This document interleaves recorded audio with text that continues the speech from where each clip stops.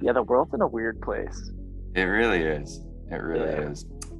So speaking of weird, let's talk about our newsletter. I was really curious how you're gonna spin that one. I was like, am I getting insulted here or what's gonna go down? No, that was good though, right? That was a Yeah. good segue. All right, so let's push on with it. I'm gonna share my screen.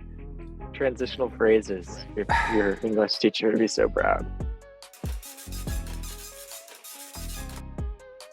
Let's go over the weekly newsletter. Can you see the weekly newsletter right now? Yeah, Is it shared? that's Okay. good. So Gosh, who designs this template? It looks so good. I don't know. Some guy with a mustache, probably.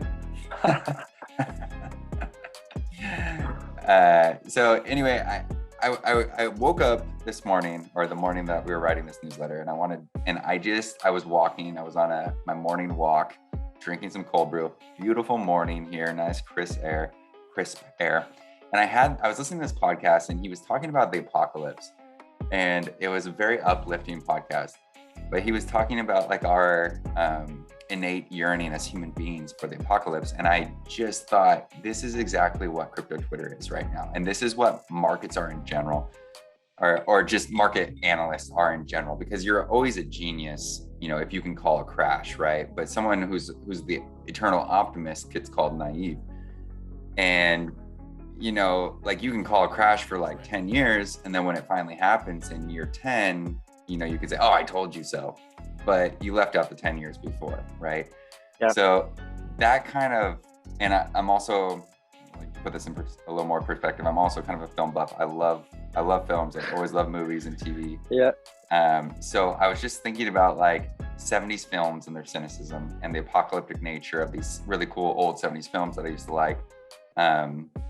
And all the way up to like Blade Runner and whatever, but Planet of the Apes kind of hit me because, well, crypto Twitter is basically just Planet of the Apes, right?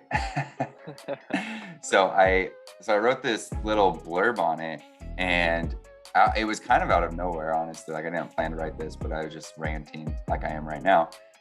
And I just wanted to remind people that everyone seems to love to call the end, love to call for the apocalypse.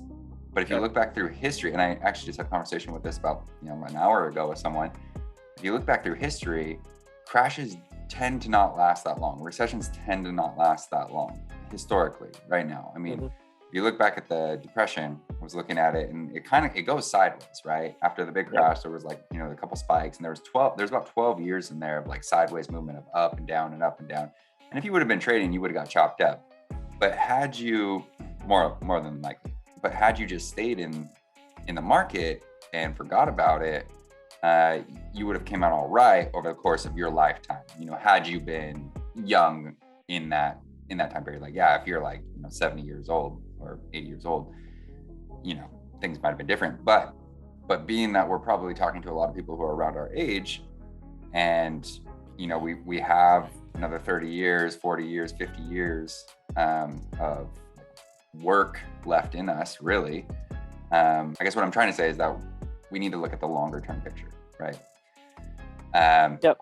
Because over the long term, if you look at the chart of the S&P over the last 80 years, it's basically been up only with some big, a couple of big drawdowns.